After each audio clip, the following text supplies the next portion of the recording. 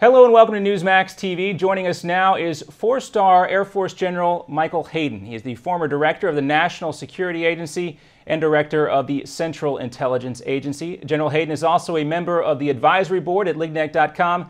General Hayden, thanks so much for being with us. Oh, thank you very much for the opportunity. All right, let's talk about... What's going on? There is a lot going on, that's for sure. Let's talk about U.S.-Israeli relations. They seem to plummet just recently after the White House announced that President Obama will not be able to meet with Israeli Prime Minister Benjamin Netanyahu when he visits the U.S. later this month to attend the UN General Assembly. The White House blamed this on scheduling problems, but many experts are saying this is a deliberate snub by President Obama of Prime Minister Netanyahu. Do you believe this was a snub, and how will this incident affect U.S.-Israeli relations? Well, I think truth might actually be between those two extremes. It's really hard for me to believe that if the president wanted to meet the prime minister, that the schedule couldn't be worked. And I don't know if they intended to be an intentional snub to Prime Minister Netanyahu. My sense is what it is they might be concerned about is the prime minister putting the president on the spot and demanding to know what are the president's red lines. What are those things that if the Iranians do them, the president will take them to be prima facie evidence that the Iranians have decided to move towards a nuclear weapon. And I don't think the president wants to get involved in that discussion privately with the prime minister, and I know he does not want to get involved with the prime minister in that publicly in the potential press opportunity that would follow a closed meeting. So I think he's just decided to just not have the meeting at this time because of that key question. Of course, you know better than most people how difficult this situation is. What are the risks that the Obama administration, President Obama, could possibly run into if he were to articulate what specifically those red lines might be?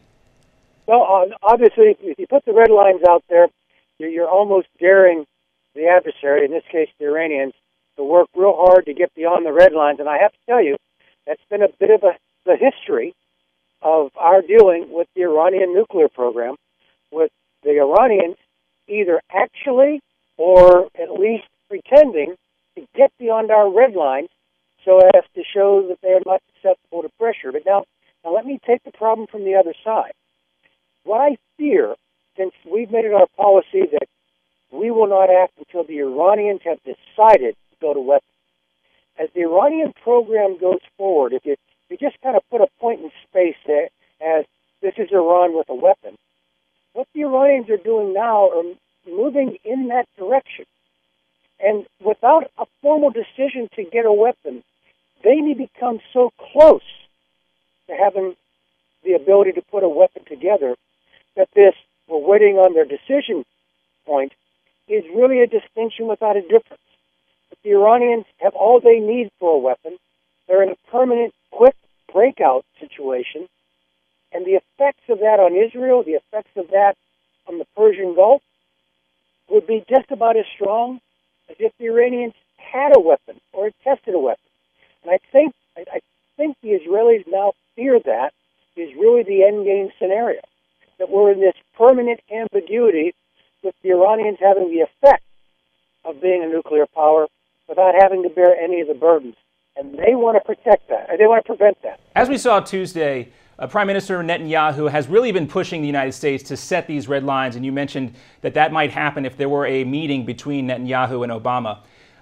They want to talk about, they want to really constrain Iran's nuclear program. Now, Secretary of State Clinton seemed to rule out this idea over the weekend, leading Netanyahu to say, and I'm quoting him here, quote, "Those who refuse to put red lines before Iran do not have the moral right to place a red light before Israel." Can you explain this U.S.-Israeli disagreement over the red lines for Iran in a little more detail for us? I have to give the Prime Minister credit. That was a remarkable turn of phrase, wasn't it? Kind of encapsulating the whole dilemma in just a few words and just a couple of sentences. But that's fundamentally it. For Prime Minister Netanyahu, with the responsibilities he has, to forego an Israeli strike, and you know, the Israeli window in which they can do something meaningful is closing as the Iranians continue to disperse and harden this target set. For the Israelis to give up that opportunity, as limited as it is, and I'm on the record publicly by saying this is right on the edge of Israeli capability and success is not guaranteed. The prime minister has to have confidence that, if this were a baseball metaphor, that the guy batting lower in the batting order, when it comes time for him to bat, is going to grab a bat, go into the batter's box, dig in that back foot, and swing for the fence. And I think what the prime minister is trying to get is that pretty confident commitment from the American government that we would indeed do just that. And this question of red lines is his mechanism for kind of creating that box, creating that circumstance. And for the very same reason, our Secretary of State doesn't want to be put in the box. So she's pushing back against it. But I understand the Israeli logic. And I think the logic is underwritten by a point that if this is allowed to continue to drift, we could actually have the effect of the Iranians being nuclear armed without their being technically so armed, without their ever having made that formal decision to do so. Set aside the recent U.S.-Israeli tensions for a moment. Can you discuss the overall Western efforts this year to slow or halt Iran's nuclear program, and how has Israel viewed these efforts so far? Well, I mean, you look at the first order effects. You've got international consensus broadly. You have very tough sanctions. You have the sanctions creating great economic pain for the Iranian government. We see it in oil seals. We see it in the value of the currency. We see it in the overall quality of life in Iran. So for all those kind of first-order effects, check, check, check. The Israelis are looking for the second-order effect. This is making the Iranians change their mind. And there's absolutely no evidence that that is taking place. And so as we're kind of congratulating ourselves for the strength of the coalition and the toughness of the sanctions, all true, the Israelis are simply asking the question, and then what happened? And so far, not much. The negotiations went nowhere, if you recall, and we're no longer negotiating with the Iranians. So I can understand the Israelis beginning to get impatient with the process, whereas we're congratulating ourselves for the success of the process. Of course, and after all, this is in their own backyard, so that's the geographic question as well in all of this. Oh, no, look, and that's palpable, both in and out of government. When you talk to an Israeli counterpart, you don't disagree on the facts very much at all. But the Israelis have to take those facts with a higher degree of impact because of the proximity of Iran to Israel and the kind of threat that the Iranians represent to them. And look, we have our own concerns. Ours are very legitimate. They're very serious. But they aren't quite the same as the Israelis. Now, if Obama and Netanyahu do happen to meet at the UN this month, what is each leader likely to push for? What are their expectations?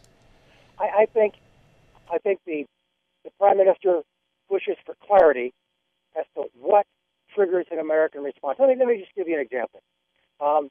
We've been saying when we see the Iranian decision to weaponize. Well, Netanyahu may say, let me tell you what I believe is an Iranian decision to weaponize. And he could put, now I'm being very hypothetical here, but he could actually put out the thought, when the Iranians have created X kilograms of uranium enriched to 20%, which has no other possible use, we will all take that on its face to be a reflection of its Iranian decisions to weaponize. I mean, things of that nature. They'll be pushing for those kinds of metrics, those kinds of red lines. The president will be pushing for the Israelis not to move because, for very legitimate reasons, it would be very stabilizing in the region. Its impact on the Iranian program will probably not be as great as the Israelis hope or expect it would be. It would fracture the international coalition, and it could set in motion a whole series of events in the Middle East that would be very harmful to us and the Israelis. So you have the Prime Minister saying, give me clarity, and you've got the President saying, give me time. And I think that's the fundamentals of the discussion. Now, how will this new U.S.-Israeli tension affect the thinking of Iranian officials? And will it also increase the chances of an Israeli airstrike? I don't know. My sense is that an Israeli airstrike in this year, in 2012, the odds of that are, frankly, I think, quite low. All right, and that's just based upon my overall appreciation of the situation, not any private channel to anyone. It's just my overall assessment. The Iranians, President Bush used to ask me questions about Iran. What's going on in funds, how much HEU, LEU, and so on. And then he would ask me how the Iranians think. I always wanted the questions on the nuclear program because this is an incredibly opaque society. I could make an argument that Khamenei, the supreme leader there, is looking at this embargo and sanctions and so on with the Iranian nuclear program merely as the cover story. What this is all about is the West trying to topple the regime. Now, if that's truly their point of view, it's hard to think of what it is they would compromise on. It's hard to think how they think their interests are served by coming to an agreement with the West. And so you've got these horribly intractable forces. We can't live with the Iranians having a program, and they appear they can't live without having one. This is, as I've said before on a couple of occasions, this is the problem from hell, and there are no good answers. Yeah, deeply concerning, because if what you just said is true, then we're not really dealing with rational actors in this situation, and you have to wonder where and when this situation starts to calm down. Well, I wouldn't say irrational. I think it's a calculation, maybe even a cold, carefully calculated approach to self-interest based on a false premise. If you believe my theory about the Iranians, that this is truly about regime change, which I think it is not. I think this is about their nuclear program from our point of view, but they don't see it that way. They see it as something far greater. Let me give you an additional sense. Libya's in the news today, and it's very sad news, and it makes many Americans wonder what it was we did there and why, and honest men can differ about that, and I understand that. But the view from Tehran is quite clear when they look at what happened to Muammar Gaddafi. This is what happens to you when you give up your weapons program. And if anything in the past year plus seems to have steeled the Iranians to resist, I think it's Libya. All right, General Michael Hayden, thank you so much for your time today, sir. A lot going on, and a lot going on that really you and few other people around can give the kind of insight that you have on these situations. It was great talking to you today, sir. Okay, well, thank you very much.